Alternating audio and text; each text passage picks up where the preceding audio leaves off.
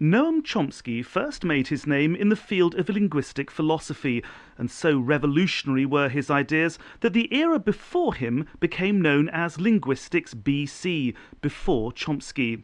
He did for cognitive science, said one commentator, what Galileo did for physical science. But Noam Chomsky has a second, more controversial career as a political commentator and vociferous critic of his own country, the United States. His admirers on the left call him the conscience of the nation. But when the New York Times said he was arguably the most important intellectual alive today, it went on to ask, so how can he write such terrible things about American foreign policy?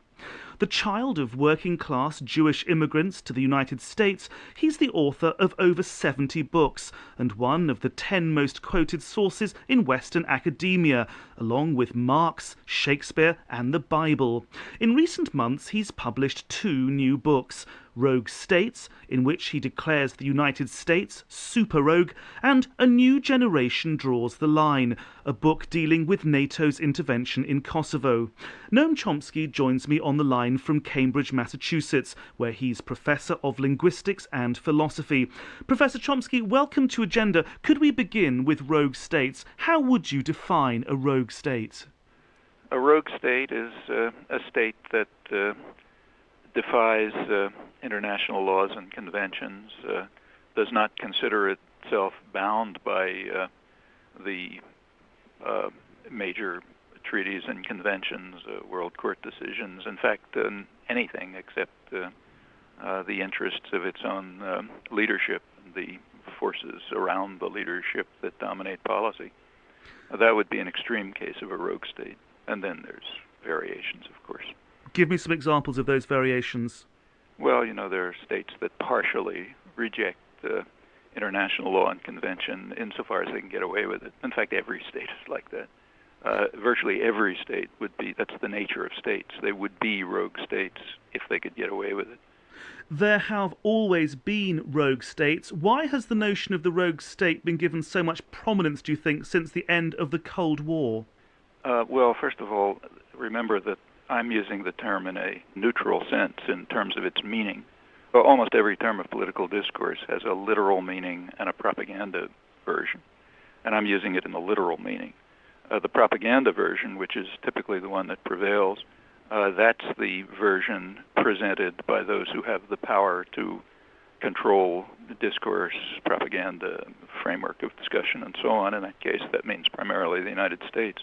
As the United States uses the term rogue state, it refers to anyone who's out of control. So Cuba is a rogue state because it does not submit to U.S. domination. That's a different usage entirely. But as I use the term rogue state, the leading rogue state in the world is the United States.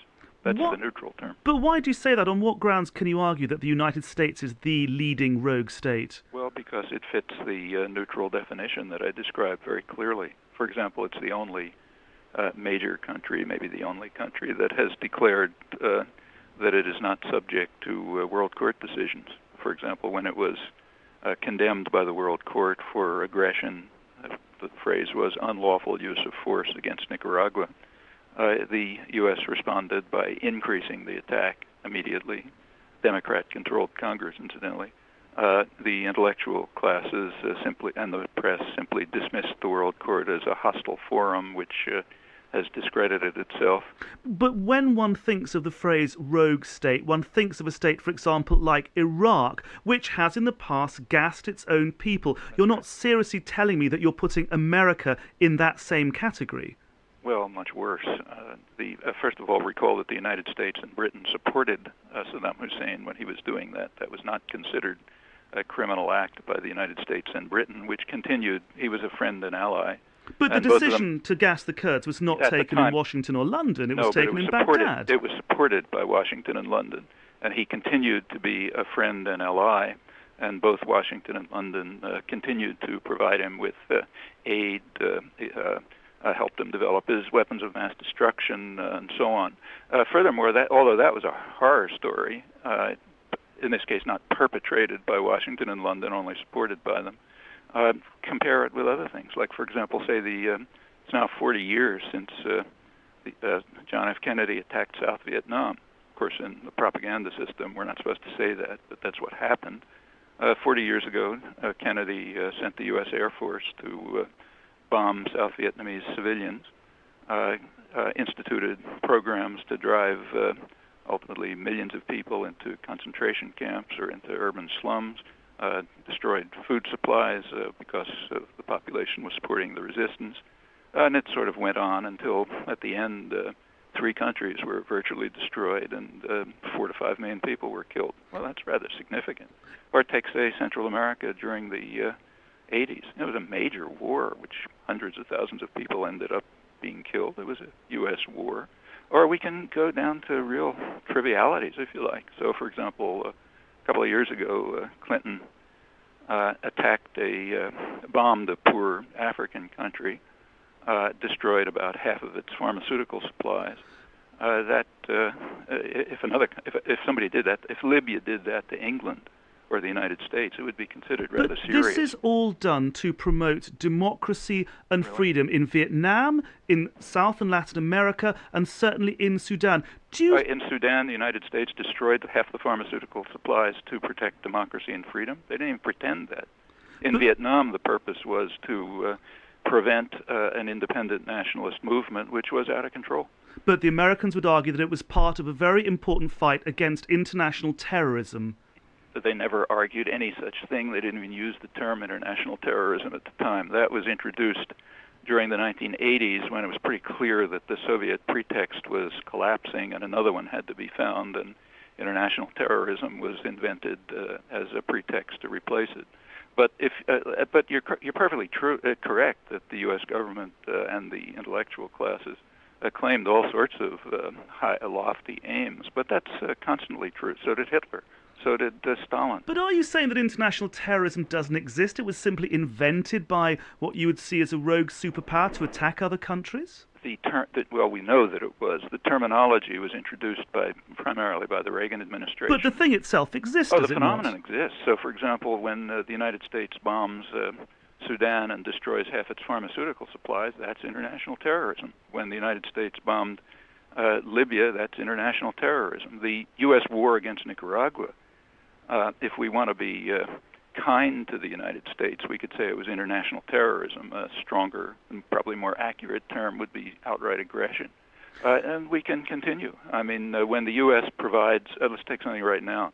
When the U.S. provides, during the current fighting in the Israeli-occupied territories, as soon as it began last October, Israel immediately, within 2 days, escalated the fighting. There was no Palestinian firing at the time. Escalated the fighting by using attack helicopters to attack civilian targets, killing quite a few people. Immediately, Clinton made a deal to send new military helicopters to Israel, the biggest deal in 10 years. And that continues right up till now. Yeah, that's participation in international terrorism. Remember, these are territories under military occupation. Okay, would you concede that the U.S. can be a force for good, championing the cause of democracy and freedom? Can it? Yeah, I hope it would be. In fact, I spend a lot of my time... Has it ever, though? Has it ever? Has it ever? Well, has any country ever? I mean, by accident. States are not moral agents. They act in their own interests. And that means the interests of powerful forces within them. Now, sometimes the people of countries are moral agents. They may compel their states to act in ways that are humane and decent, and that happens sometimes. But over time, it's just not the way history works. I mean, of course, that's the way apologists for state power describe things, but we should be serious about it. Okay, so what's your prescription? If you have a case, say take North Korea, where the government there pays little attention to the suffering of its own people, similar case in Burma, what should be done about those rogue states? Well, we should first of all look a little bit into the background. So, for example, the military dictatorship in Burma, which is undoubtedly a monstrosity, it came to replace the parliamentary government after U.S. operations in 1958, which established a military presence of Chinese nationalists in northern Burma to attack China. And that led to conflict within Burma, which led the military to overthrow the government. So there's an interesting history there. But But if what should the America... United States do about Burma and North Korea? Well, it should try to, for example, let's take North Korea. What it should do is support the measures. Actually, Clinton had a rather decent policy there, one of his rare exceptions. It should pursue diplomatic and other measures to, first of all, to try to alleviate the suffering of people there, and also to relax the tensions. So, for example, when the South Korean government, Kim Dae-jung, takes steps towards lessening tensions with North Korea and moving towards some kind of more peaceful relation between the two halves of Korea and more integration, well, the U.S. ought to support that. Instead, the Bush administration censured him sharply and called it off, tried to call it off.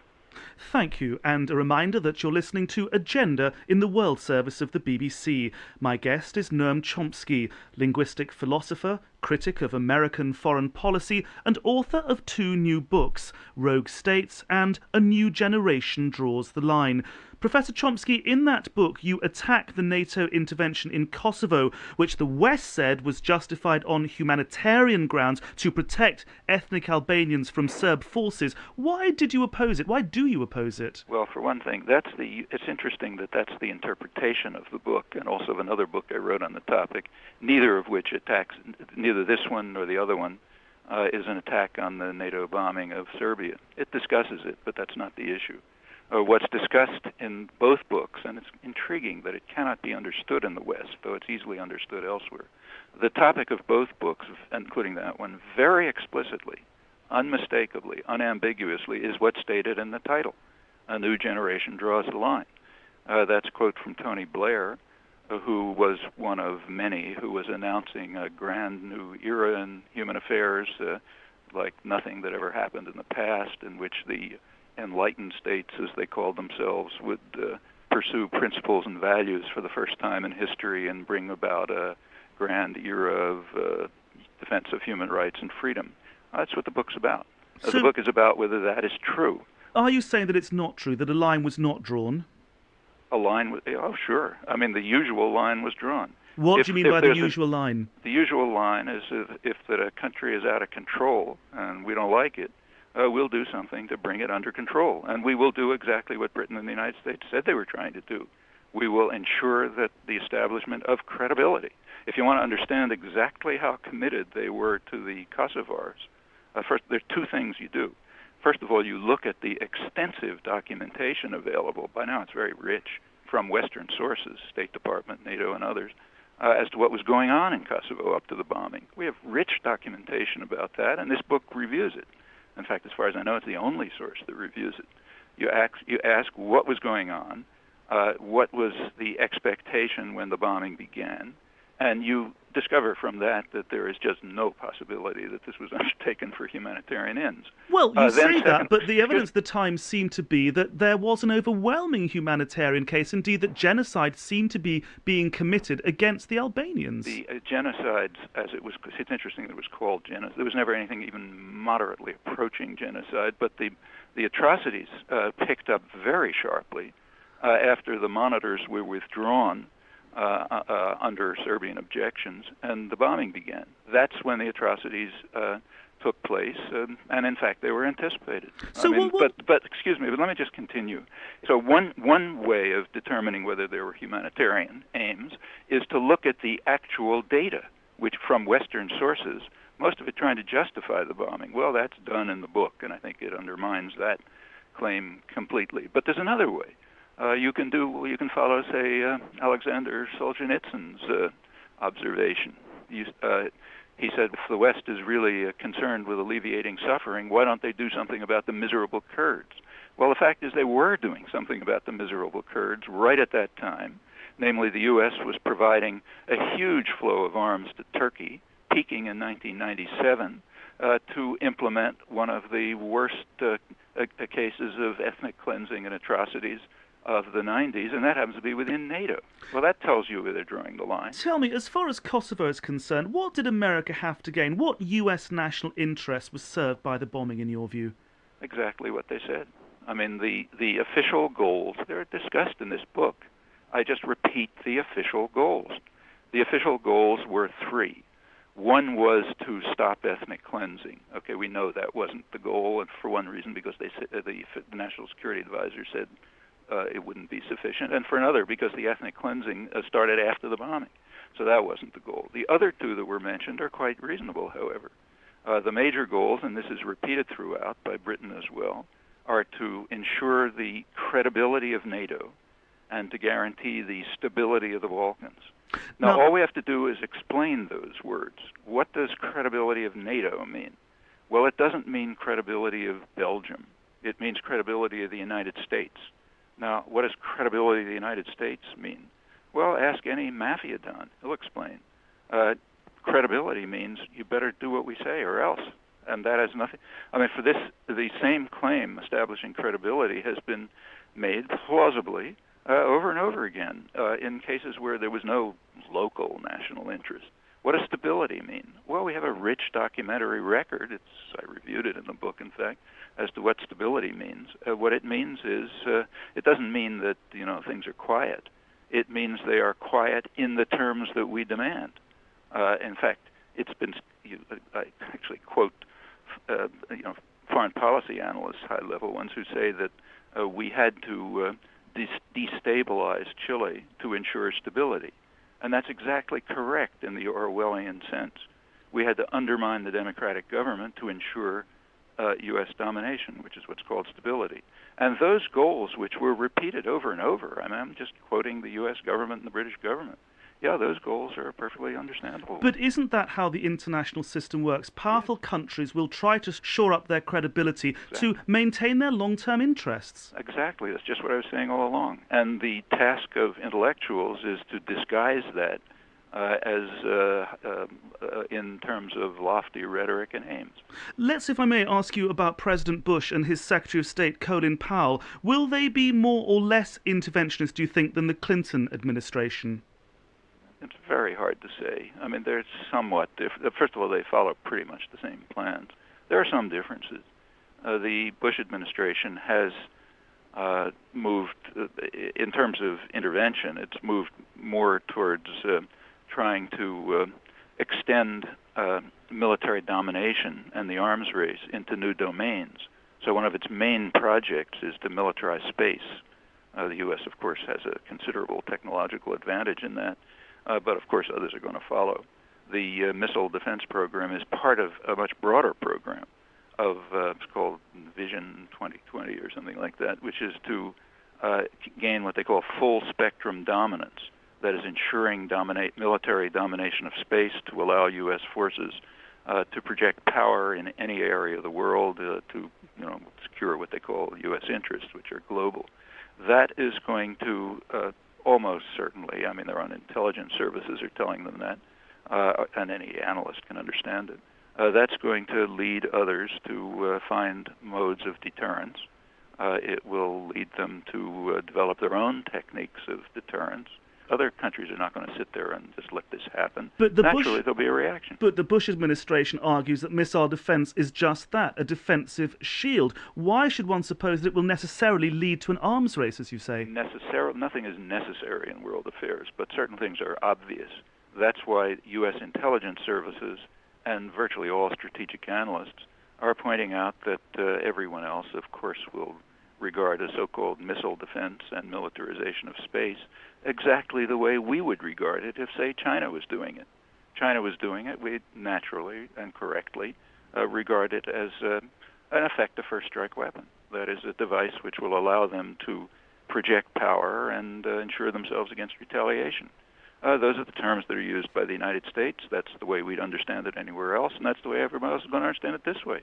Or we could go right next door to Canada, where Canadian military authorities have informed their own government that they, in material documents that were leaked, incidentally, Canada, that they do not regard this as the national missile defense as a defensive effort, but they regard it exactly like everyone else does, as a way to ensure that the United States will be able to project power. The military militarization of space is quite openly that. It's not even a pretense of defense.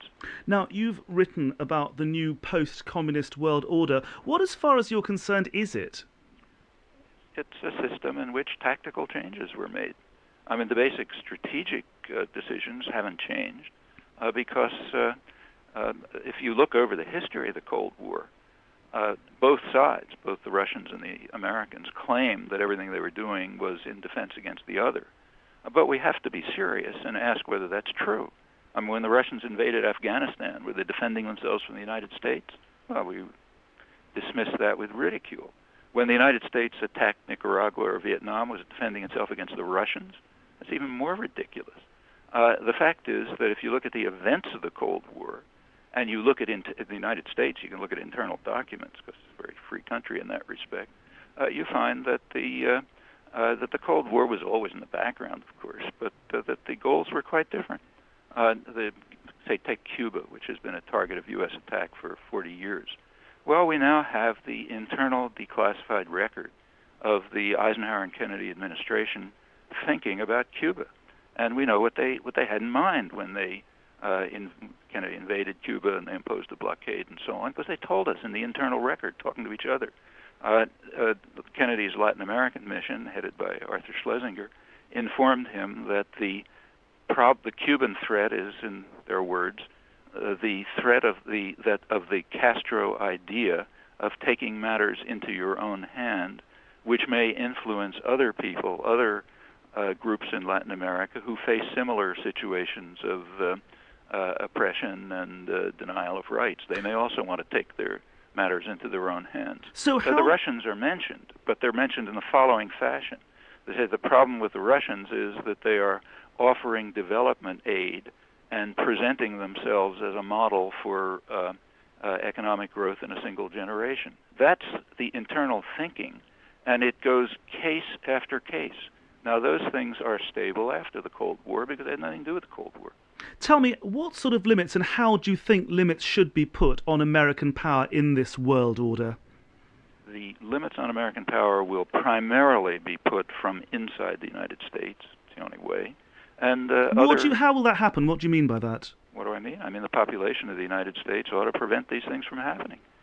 So, for example, if the population of the United States were aware of the programs of Clinton's strategic command, which actually I review in these books, or of the proposals for militarization of space, they would not like it, and I think they would act to stop it. That's why there's no discussion of them. But you really think the American people care about the peaceful use of outer space in far-flung parts of the world? Oh, absolutely. In fact, if you take a look at polls, which are very careful in the United States, the public is in favor of engagement in direct involvement with multilateral agreements to lead to more a peaceful world and so on. You know, people aren't crazy. They don't want their children to be murdered. That's exactly why these things are not discussed. And it's not only in this case; that's in many cases. Furthermore, other areas of the world they're going to react. China and Russia and India are going to react. The European Union, sooner or later, will move on its own, to some extent, independent course. And there will be all sorts of... furthermore, other countries are likely, who regard themselves as potential targets of U.S. attack, are very likely to try to find some way to deter it. And the way they'll use is not nuclear weapons and missiles. Nobody's crazy enough to believe that. What they'll do is try to develop other kinds of weapons of mass destruction. I should mention, these are not my opinions, they're standard. So, for example, Graham Allison, who's the head of the, at Harvard, the Kennedy School programs on these things, and a long-standing strategic analyst, he's pointed out that if any country wanted to explode a nuclear weapon in the United States, the easiest way to do it would be to wrap it in a bale of marijuana and send it into New York City. That's exactly right. No country is going to be insane enough to launch a missile attack against the United States, knowing that it's going to be instantly destroyed. They'll use other means which are readily available. Finally, you've been very critical of the United States for decades. Everything it does, certainly in foreign policy, you seem to think is wrong. Do you actually like America? Or, I mean, are there aspects of the country that you appreciate and admire? And I say it all the time. It's the most free country in the world. It's probably the most democratic country in the world. I just mentioned a few moments ago that it's one of the very few countries where it's free enough to gain access to internal records. There's all wonderful things. And furthermore, there's a good reason why I'm talking about the United States. Two reasons. One reason is it's the most powerful country in the world. Therefore, it's the most important country to talk about. Second is I happen to be here. There's an elementary moral truism, so elementary it's embarrassing to repeat it.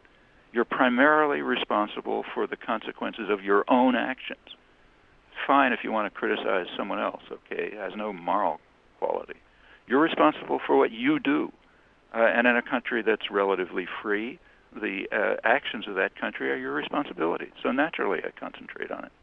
Noam Chomsky, many thanks indeed. And thanks to you for listening. Until next time, goodbye.